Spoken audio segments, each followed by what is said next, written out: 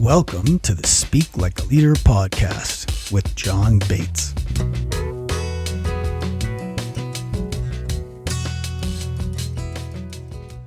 Welcome to the show.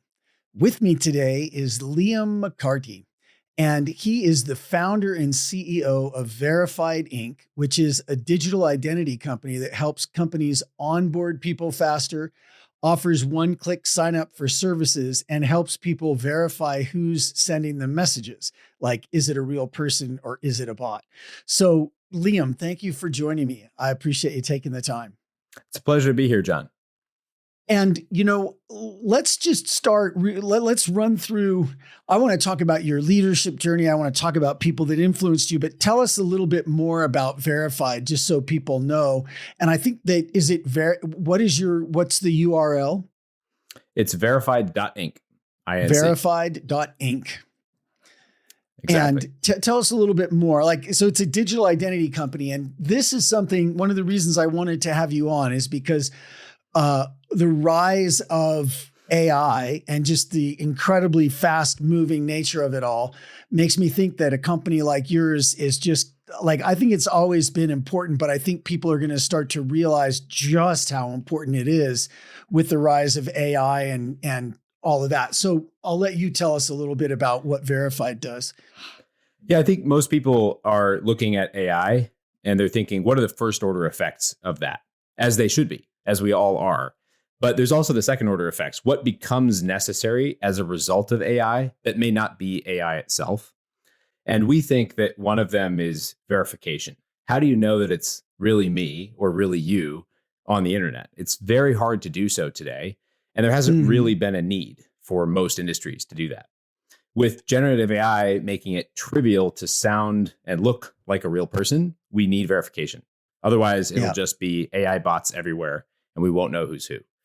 So one way to look at innovation is to say, in the year 2100, what are people going to look back on and say, that really mattered? That was a critical piece of infrastructure for this century that had to be put in place, that just wasn't there before. Yeah. And in our view, digital identity is one of those things. More and more services are going online, and hopefully it'll be real people interacting, not just AI bots. Yeah. Well, I mean, I feel like that's already happening to a large degree. So tell me a little bit about your leadership journey. Like, how did you get this bug and decide to start a company and create Verified? So I run this company with my brother, Aiden. We grew up in the Midwest. We're from Wisconsin. And we didn't know anything about technology when we were growing up. It's really not a part of the environment that we were in as kids. But we've always been very creative and entrepreneurial in that sense. We like creating new things. And so we worked together on all kinds of projects growing up. We're only a year apart. So great co-founder to have. Yeah. And we ended up going to school at Stanford, where you can't help but see technology everywhere, see entrepreneurship everywhere.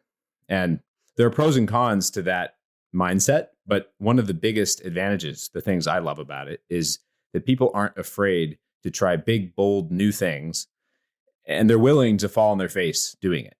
Yeah. And so we caught the bug of that specific form of creativity while we were there.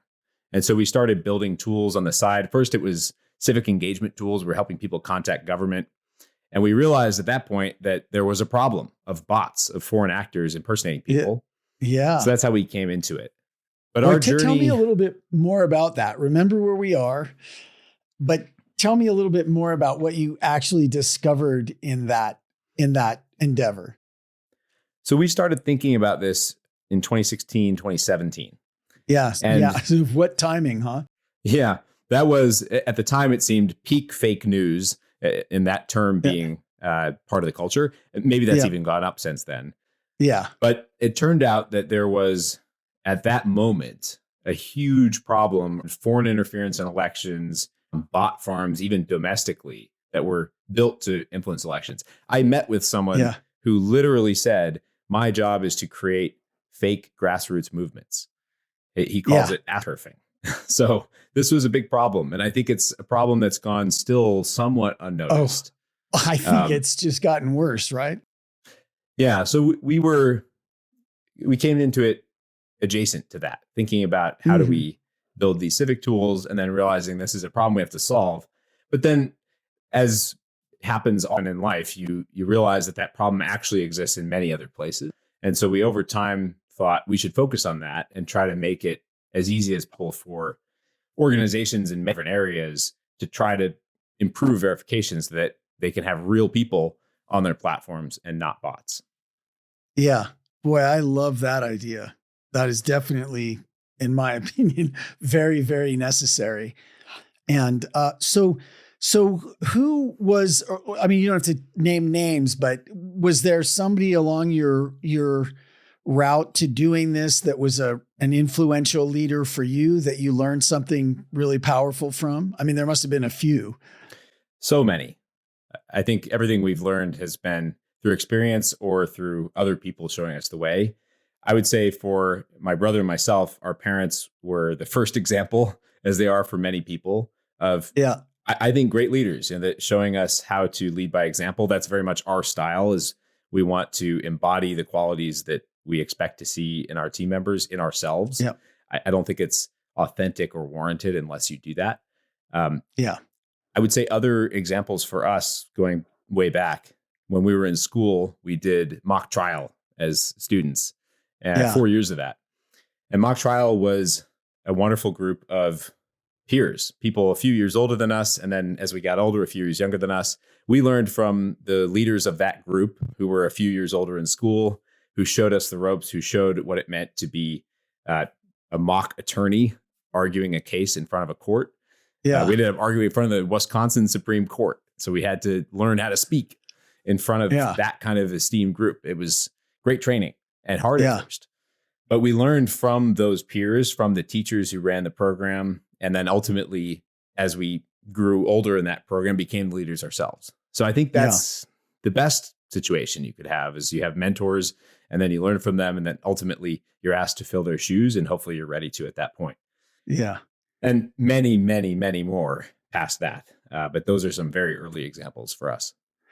So is there anything that stands out that you learned from that whole experience? I don't mean to put you on the spot, but I love to ask for specifics. So I think one takeaway for me was that leadership is a role, not a person, in the sense Mhm. that everyone can fill that role, but it's practice and it takes courage and conviction. For sure. Yeah. But it's not that there's some exalted quality that only a couple people have that means they could play that role. Yeah. And I think people, if they're asked to fill that role and have the opportunity to learn over time from others and from experience, everyone can fill that role. Yeah. Some are maybe better than others, but I do think that it's more learned than people sometimes act like it is. It's not like Yeah. someone wakes up one day and they're the perfect leader. I mean, I would like to heartily agree with you on both of those points. First of all, I think leadership is absolutely a learned thing. And there's no such thing as a born leader. There might be people who have a little extra help, by their nature, but I think there's no such thing as a born leader. I think it's absolutely learned. And I definitely think, I just agree with the whole thing that you said there. I zoned the second point that I was pulling out of that, but it's learned and it's a role and anybody can fulfill it, some better than others, but it's definitely learned. I also think it's circumstantial to a greater degree than I realized when I was younger. I remember reading about the story of Shackleton leading Mm, people yeah. out of Antarctica when they got stranded there. And that for Yeah. me has been a very formative story of leadership because he already was leader of his crew, but he was put in these impossible circumstances that asked him to rise to the occasion to such an extreme degree Yeah. to enable them to survive. And I think one of the things that stands out for me about that is he became extremely attuned to the moods of everyone in his team. Yeah. If one person was extremely depressed, he would pay attention to that and try to figure out, how can I talk to that person to uplift them? How can I separate them into a group of more positive feeling people at the moment? Things like this. And I think some people see that as an example of an extreme quality of Shackleton himself, which I think is true. But I also think that it's a extreme circumstance that he chose to, instead of letting it crush him, he chose to let it elevate him and expand his leadership capabilities to achieve seemingly the impossible of leading everyone to safety ultimately. Yeah. Yeah. The other thing that I would say is that I always tell people when I'm working with them that it's dangerous to be a public speaker and it's dangerous to be a leader. Look what happened to Jesus and Joan of Arc and Martin Luther King and John F. Kennedy and Socrates. The list goes on. So it always takes courage and I think generosity to step into the role of a communicator or a leader or both, because it's dangerous to get noticed by the group. But when you've got something that matters more to you than your fear, that's called courage. And I think it's generous to be willing to play that role, Absolutely. I couldn't agree more. And sometimes public speakers say things that are surprising and new to the rest of us listening to them. But sometimes they say something that probably all of us have felt at one time or another. When Martin Luther King says, "I have a dream," how many people in that audience have had a dream like that one? Probably everyone. Yeah. And so I think in some ways it's just having courage to say what everyone else may have already thought or felt, but has not put into words in that forum. And that's, if you can do that, you reach people in a way that resonates with them. And it's about that courage to say it out loud. Yeah. Yeah. I agree. So, what stage are you guys in now at Verified? We're really starting to hit a growth stage. So we've spent the past 6 months has been an absolute whirlwind for us. We're a small team achieving a lot for a small team. So we're extremely busy right now. And it's exciting. The markets are turning around. They were rough for a while. Yeah. At this point, we're onboarding new customers faster than we ever have before. We've reached more users than I frankly would have thought we'd reached at this point. And so we're really starting to pour fuel on the fire. We just closed some new funding. So it's a very exciting time for us. And I think it also means that our leadership roles running the company will change over time. We need to keep in mind that the company we have now, there are certain needs with the team size we have. As we grow that team and grow our customer base, the leadership needs change as well. And I'm excited about that, but it'll be a learning process as it has been. Yeah. I remember this is some great advice, and it sounds like you may already know this advice, but when we got our first investment at my big .com company, they as they handed us the money, they said, "Okay, now remember, B people hire C people because they want to look good. A people hire A+ people because they are not afraid to learn something and they want to get the job done right. Be A people." And we really took that on. And that was definitely the secret to any success that we had. We ultimately went down in flames in the .com bomb, but we were tremendously successful in a lot of ways up until that. And it was all because we had hired really great people.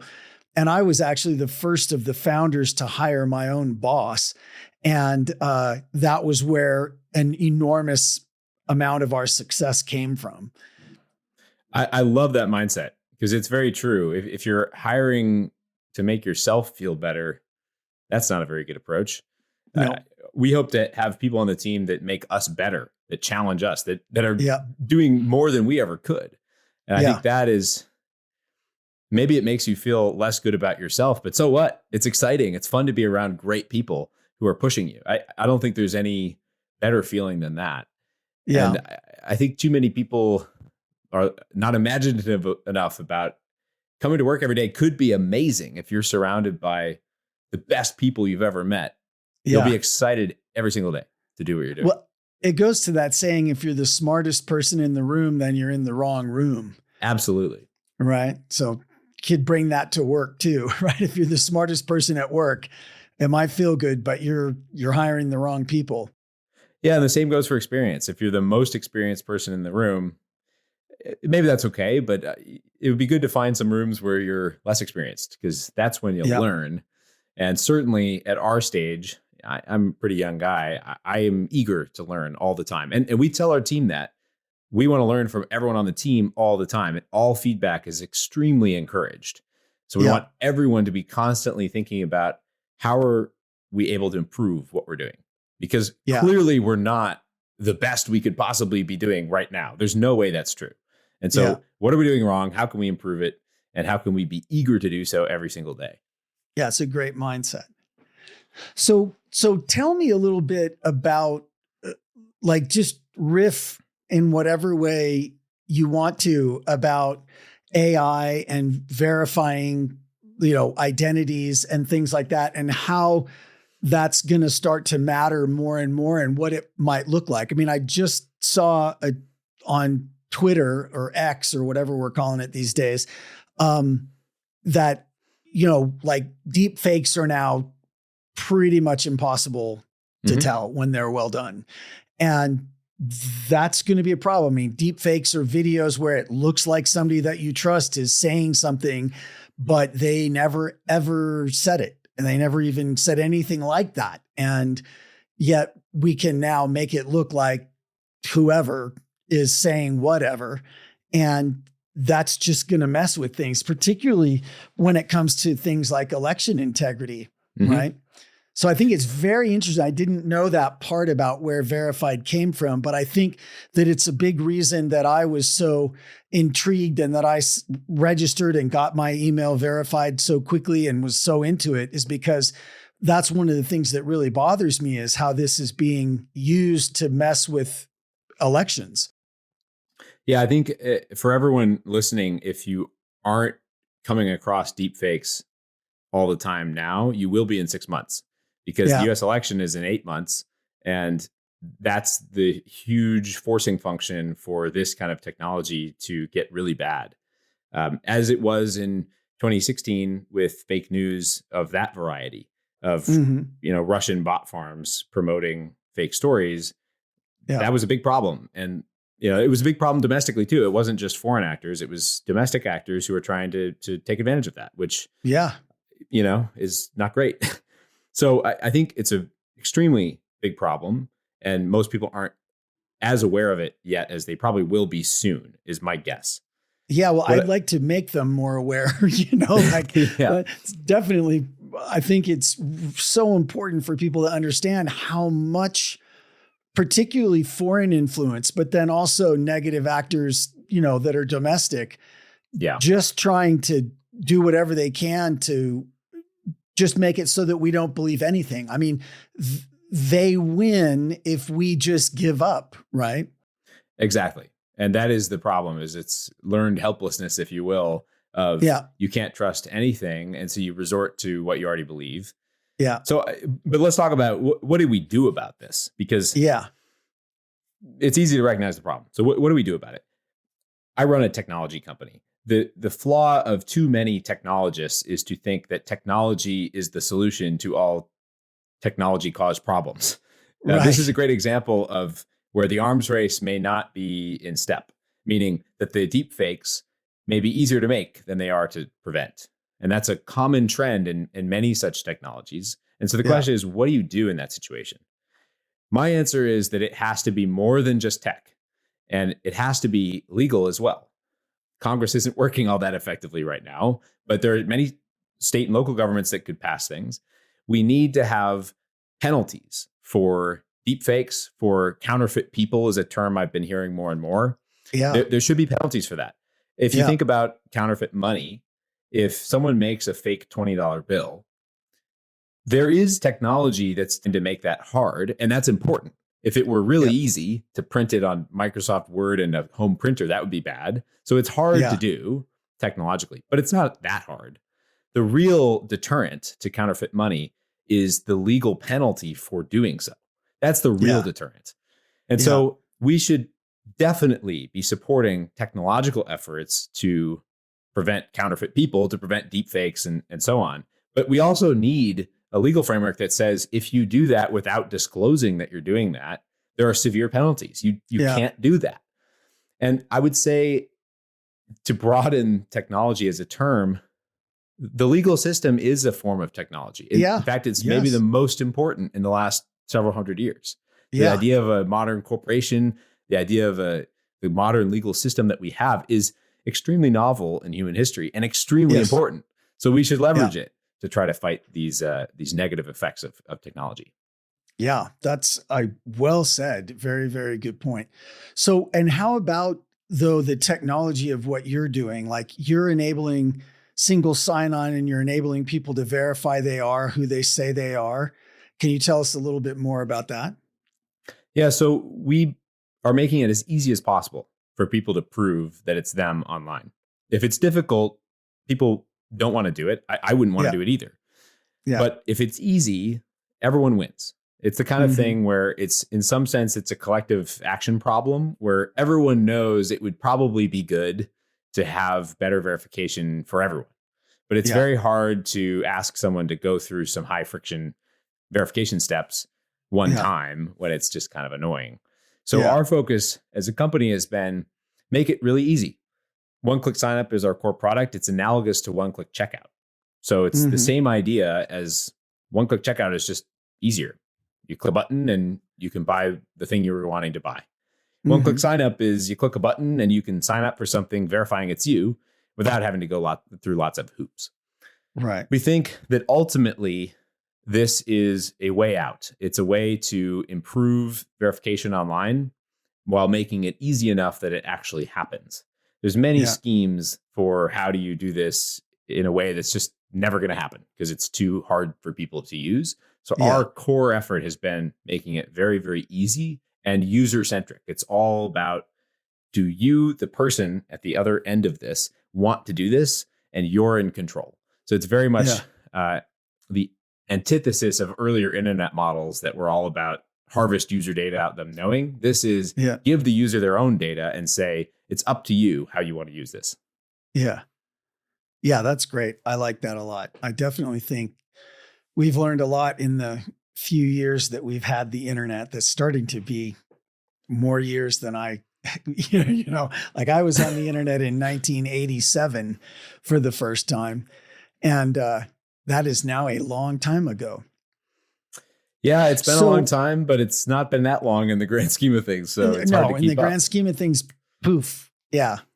And I mean, the adoption of AI, like the speed of adoption has been, again, staggering. Like the adoption of the iPhone was staggeringly fast. And then, and things just keep getting faster and faster. And I do think that's one of the things that contributes to this feeling of learned helplessness. And it's one of the reasons that I think things like what you're doing are going to be so important, is to just give us some things that we can count on and things that we can trust that are verified. And, that helps us, I think, when everything else is in such a swirl and in such fast motion. Yeah, I think it's important that people in the private sector like us are trying. I also think, though, in the spirit of this podcast, I think this is a leadership question, actually, even more than a product question. Yeah. What I mean is, let's think about how was this problem solved before? Because this has happened before, not on the internet, but in a different context. So why do we have a plastic government ID? Yeah. It didn't used to be necessary. In fact, if you look at the Wikipedia page for identification card, there's this very funny section under history where it says something like the first passport ever on record was issued in the 1400s. And prior to that, there was really no need for such a thing, because communities were small. If you walk into your bank, your banker knows what you look like. Yeah. You're not traveling that far that fast. And so there's not these sorts of questions around who people are in a global sense. Yeah. But eventually, as the world becomes more and more connected, where population grows and now your banker can't recognize you on the street, and travel is fast enough, even before airplanes with things like trains and horse-drawn carriages, whatever, it becomes fast enough that now you actually have to know who people are across borders. Right. Now you need an ID card. And the Yeah. solution earlier was that the government stepped in and said, okay, everyone knows that this would probably be useful, but no one actor can really do it because it's a collective action problem. And you need Yeah. some sort of trusted entity to be the arbiter of this. Yeah. And at least in Western societies, the government playing that role has been a reasonable compromise from most people's perspective. Yeah.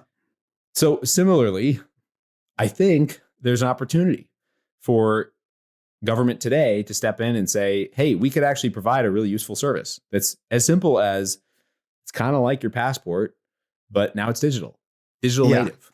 And it's stored on your iPhone or wherever else in a very easy to use form, not in these sort of weird making plastic digital ideas that people have been exploring. So Right. I say this just to say we're super passionate about what we're doing. We are excited about the role we can play, but there needs to be more leadership at many, many levels to really solve this problem in a big way. And we can't wait. As you said, AI is adopted faster than anything else in human history. So now's the time. And there are people like Representative Bill Foster in Congress who are sponsoring digital identity legislation. And I'm hugely supportive of his efforts, but they haven't gotten anywhere. So we need more people to speak up and say, this is actually important and we should do it now. Great. So is there a way that people could jump on board? Like, do you know of a website, or where's Bill Foster's, where is he from? And Well, Bill Foster is from Illinois, a representative in the Okay. House. okay. He has a co-sponsor who I'm forgetting the name of right now, but definitely reaching out to him to show support is a great thing to do. We could even help with that because we built these civic tools before. But I Yeah. would say anyone listening who's in any kind of position, any kind of leadership position, if you recognize that this actually has relevance to your industry, if you're in the private sector, or to your region, if you're in the public sector, you should speak up and say something about this, because there are constituencies that can make this happen. But I think it's one of these things where you don't want to be the frog in the boiling water and not realize it until it's too late. And Right. I think we've seen that with internet technology way too much. We've Yeah. seen at the federal level, Congress be very inept to deal with these things. So we need to be more proactive, I think. Yeah. And it really does come from a leadership perspective first. Yeah. So what do you think about, because I can imagine that if there are calls for like a government digital ID, there are going to be conspiracy theorists and people who are not going to like that idea. Mhm. And I remember when I was maybe a lot closer to your age, I interviewed a guy named Phil Zimmerman who had created a thing called Pretty Good Privacy, PGP. Mhm. And he put it was an encryption program. And he put the source code on the internet, and someone outside of the United States downloaded it. And so the United States government was just all over him for exporting weapons grade encryption. And it was a very interesting story at the time. It was, cutting edge internet days like 1994. And when I interviewed him, he said something that's really haunted me since then and just gotten worse and worse. He said, if we build the infrastructure for a dictator, he will come. Mm-hmm.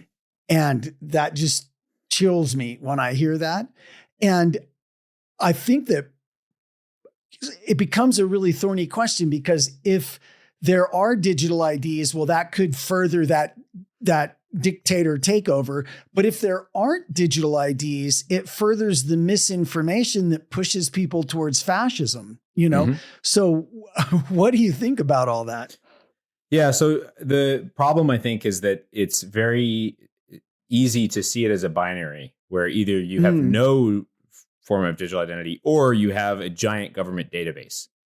So some countries have gone the giant government database route. The most obvious bad example for those of us in the West who don't want this is the Chinese Communist Party, where everyone's got effectively a digital identity that controls everything.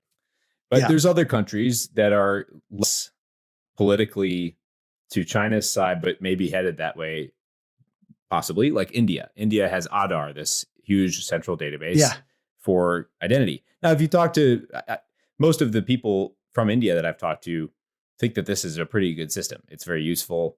It hasn't led to major problems. But those of us who care a lot about avoiding dictatorship, which should be all of us, I hope, worry, rightly so, that is maybe infrastructure that makes that more doable. But there's a middle ground. And the middle ground is actually already in place for plastic identity, so to speak, through the DMVs. Now, I'm not singing the praises of the DMV. As a consumer of the DMV, it's not been a great experience any time I've gone. But the advantage is that there are 50 states and they all do their own thing. There are federal guidelines like Real ID that say, to make this usable for airport travel, which crosses borders, it has to meet these minimum standards. Yeah. But it's not the federal government reaching in and saying, put it in our giant database, we completely control it. Yeah. That system, I think, is actually quite reasonable. It's not the fully decentralized utopia of blockchain Web3, which has its own problems. Yes. It's not the centralized giant government database that is going to sound a lot like Big Brother. It's somewhere in the middle. And I think actually that's how the United States works. It's somewhere in the middle. It's not direct democracy where everyone's their own sovereign entity and voting for things. And it's also not a giant monolith. It's a federal system with multiple layers of hierarchy that become increasingly decentralized. So I think that model really would work. And yes, there's a communication problem for sure to make sure that it's clear to people that this is not Big Brother and that it definitely should not be. But I also think it's necessary. And if you look at the burgeoning technological Cold War with China, you might say, I think people might resonate with the idea that we are falling hopelessly far behind if we do not start building in these digital pieces of infrastructure that enable society to function extremely well if they're done right. Yeah. Yeah. I very much agree. I think that it does become an issue very rapidly, and probably is already an issue of just society being able to function. Yeah, I absolutely think so. If you think of it as more and more services are digitally accessible. It used to be crazy to imagine banking online. Yeah. It used to be unimaginable to people that you would do such a thing. Or healthcare online, that you would interact with a healthcare system or a doctor on the internet. Yeah. But now it's commonplace. But what's not commonplace is making it easy for people to do so and verify that it's actually them. And it may not seem like a problem right this second, but it will be very, very soon if we don't address it. And it's also just a convenience thing. If you make it easier for real people to collaborate, that's almost certainly a good piece of infrastructure. In the same way that building roads that connect states turned out to be a really good piece of infrastructure. It makes it easier for people to connect. And I think that this is somewhat analogous to that. Well, you remind me of the very first time that the internet that I really got what was happening. And it was 1987. And I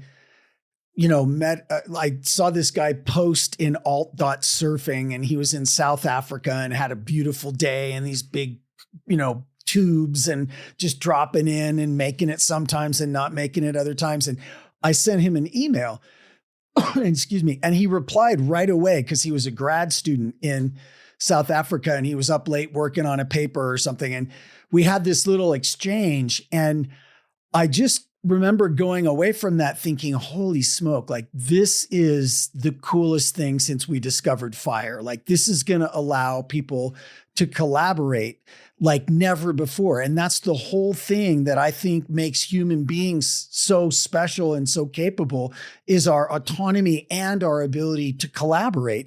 And so this is just awesome, right? So I was like John the Baptist for, the internet is coming, the internet is coming. And over the past several years, I've been so disappointed in what actually we've done with that, and I think that might be yet another reason that I'm so naturally drawn to what you guys are doing, is because I think that when we verify people. And we know we're never going to verify everybody on the internet all over. Like we're never going to, like there'll always be bots and everything. But if we can create these sanctuaries where we know that we're actually interacting with real people and we all have some skin in the game, and like then that kind of collaboration globally can become something really real. And I think it would be much more effective. And so I think it's really, really super duper important for us to get the full promise out of the internet, like what's truly possible. I couldn't agree more. I think in some ways, what you're talking about of interacting with someone in South Africa over the internet, that magic is similar to the magic of getting on an airplane and landing halfway around the world in 12 hours. Yes. That is unbelievable. The fact that we can go anywhere so quickly, so easily, so affordably, relatively speaking, today is a marvel of modern technology. But there's hidden components of that make it that easy. And one of them is the passports and the border control systems that we've all stood in overly long customs lines being a bit annoyed. But the fact that I can wait an hour and then go into most countries on earth with the privilege of a US passport, at least, that's incredible. And that's its own achievement. That if all we had was the airplane, it's not quite enough to make it that easy. It's not quite enough to make it that safe, because then governments would be terrified of all kinds of bad things happening. There wouldn't be easy travel. And similarly, the internet connecting you to people in South Africa is that invention of flight moment. That's the cool, sexy new technology that's so powerful and exciting. But without that other infrastructure that makes it safe and easy, it doesn't realize its full potential. And I think for a long time, we've been able to get away with it because for a while, it was kind of hard to make bots convincing. Now it's extremely easy overnight. In the last couple of years, it's become trivial. So I think we need this now. Yeah. Yeah. I couldn't agree more. I totally think we do. So Liam, is there anybody who really stands out in your mind as a leader that has had an impact on you? And was there a story about their impact or the saying they taught you or whatever? Oh man, there's so many. I think, let me mention a book that has for me been influential in speaking like a leader to the theme of the show. There's this book called Speak Like Churchill, Stand Like Lincoln by James C. Humes. And it's one of these funny books that when you first see it, you discount because it looks kind of like, it's just one of these like self-help books with 10% content, 90% fluff. But then you dig into it a little bit more, and I found it incredibly useful. James Humes was a speechwriter for several presidents, and he has these very punchy, short chapters on how to communicate effectively as a leader. And very cool. I've found the anecdotes and the points he makes very immediately useful of how to communicate effectively, how to avoid some of the droll approach that many speakers use to be more engaging and effective. So that's something that I've never met James Humes. I think he's passed away at this point. Yeah. It was one of these, someone who's influenced me from far away just through a book they wrote. Well, that's the beauty, right, of books and being able to read. Absolutely. Yeah. It opens up huge vistas. One of the things that my parents told me when I was young and going off to college is they encouraged me to do two things. One was to meet with a bunch of people they knew who were their age and just talk to them about their life stories and what their paths were to where they were at the time. And I learned from that none of them had any idea where they were going to end up. None of their paths were linear. They were all over the place. The second thing they asked me to do is read a lot of biographies. So in the summer before I left for college, I probably read 6 or 7 biographies of all kinds of different people. And that was so helpful because you see how people grow over time, the experiences they have that they never would have anticipated. And in particular, how even these towering figures that we all admire began in humble ways. They didn't have all the skills that they ended up having when they started. They often failed in dramatic ways. And that they picked themselves up and kept going. So those two things for me were incredibly influential in shaping how I thought about where I was at the time as a young person and trying to learn as I went along and not have too many expectations going in. Yeah, that's brilliant. You've got wise parents, I think. Absolutely. That's awesome. Well, listen, is there anything else I should ask you about before we go? Is there anything that you'd like to say or anything else about Verified or leadership or anything? Not really. I do want to say thanks for doing this. I really like what you're doing here. I'm passionate about effective communication. It's one of those things that they never teach you in school or in jobs for the most part. There are seminars, there are things on the side that people might do to sort of give you some tips and tricks. But I don't think it's something that people focus on as directly as maybe they should. Because ultimately, we're a lot of people on this earth trying to talk to each other. And pretty much everything depends on leaders communicating effectively and people acting as leaders when they never thought of themselves as that. So I am very appreciative of what you're doing here and super supportive of this focus. Well, thank you. Yeah. And I concur with you. I think that communication's the root of it all, right? It's how we collaborate as human beings. And the only really exciting stuff we do is in collaboration with other people. Yeah, 100% true. And, there's only so much you can do as one person, but if you can inspire other people to care about something that you've looked a lot into, that's incredibly effective because it means that you're not alone, and it's more fun that way too. Yeah, for sure. For absolute sure. Well, listen, I think you're a great communicator, and I appreciate you joining us and sharing all these insights with us. And I wish you the best at Verified. I'm signed up, and people can find you at verified.inc, verified.inc. And Liam, I'm going to be following your progress, and I look forward to keeping in touch and hearing how it all goes. Likewise, John. Thanks so much for having me. Okay. Thank you for joining us. And to you listening, thank you for joining us. And we'll hear you next time on Speak Like a Leader, Live Like a Leader .show. Thank you for joining the Speak Like a Leader podcast. Go be awesome.